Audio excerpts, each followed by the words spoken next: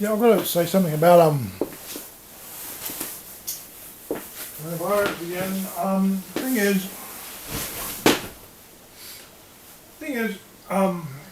There's a number of imperatives. I mean, there's this whole society at the moment seems it seems sort of at a bit of a hiatus, or a sort of we're a bit paralysed now because we don't know what to do about. Got to the point where we've been self-isolating at home to the point where you would have thought it was enough quarantine time, and we're wondering what to do. But I suggest that we can't continue things as they are because there's imperatives. It's April, start of the year.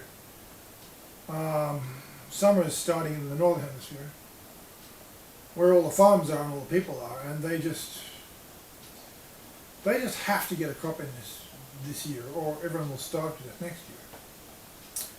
So, and summer's starting, and one or another, they've got to get going, because there's no point in surviving the coronavirus if you all die of starvation in a year's time.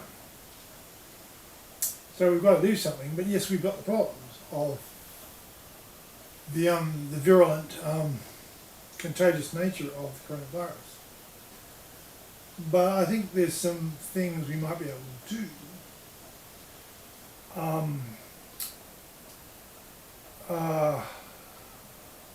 I mean, we really dire in trouble. I mean, there's these massive locust swarms that have eaten up every commercial crop in East Africa and Arabia and Pakistan and Iran and India, and they're moving on to Burma, and so there's going to be immense food shortages.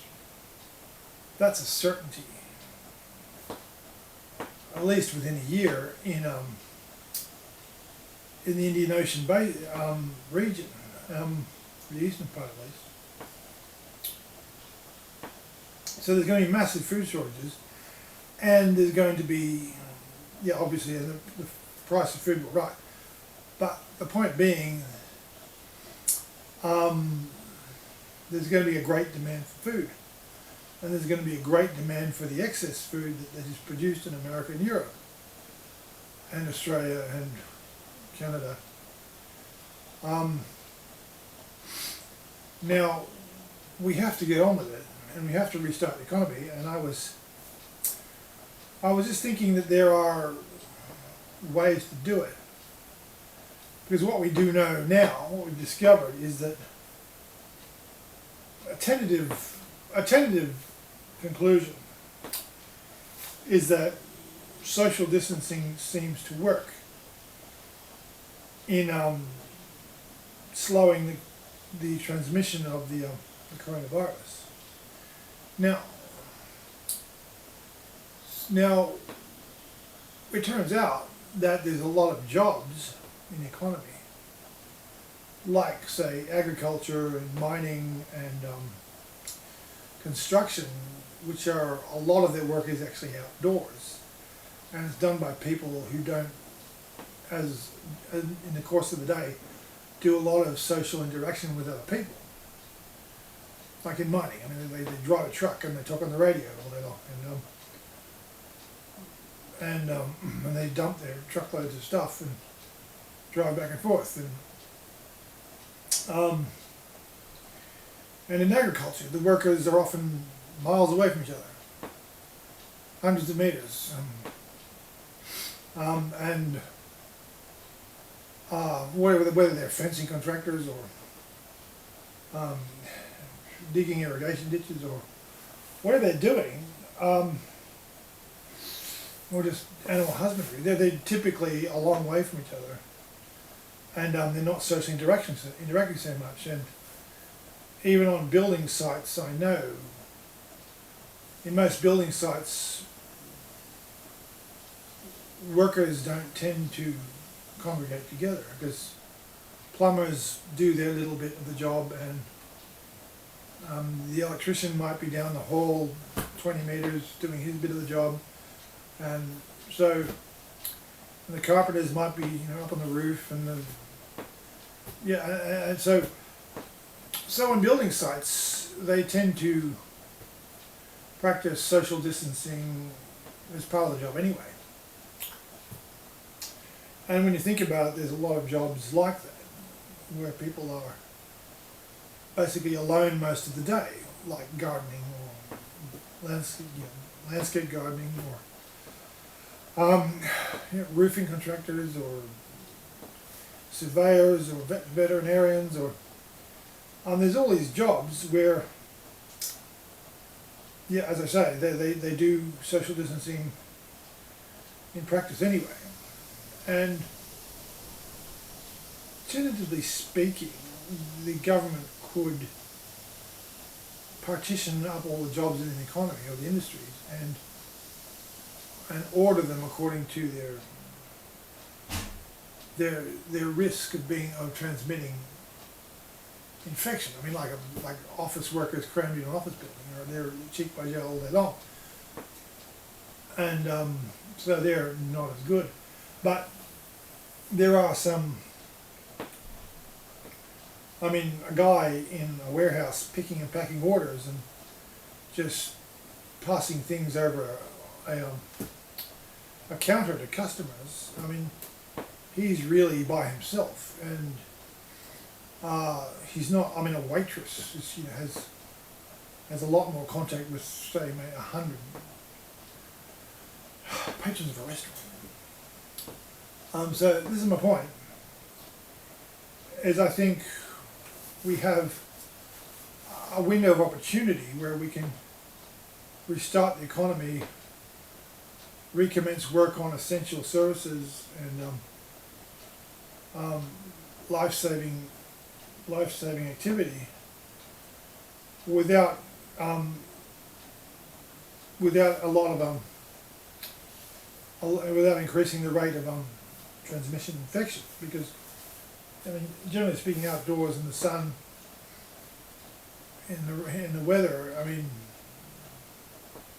the virus is less opportunities to persist on surfaces,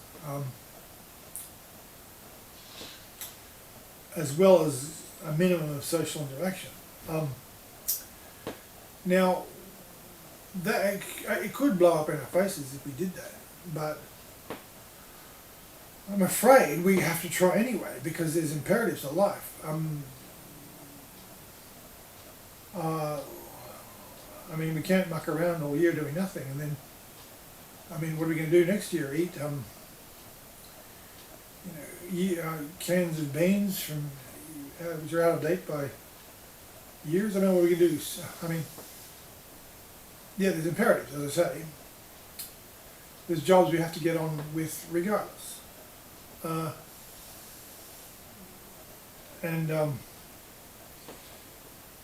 by the way, for example, there's jobs where, I mean, it's more or less certain that there's going to be incredible food shortages in the world in the next year or two. I mean, it's virtually certain. But public policy, for example, take Australia. It's not the only country where there's lots of feral animals which are, say, water buffaloes in the Northern Territory. There's feral camels, wild horses, goats, sheep, cattle, pigs,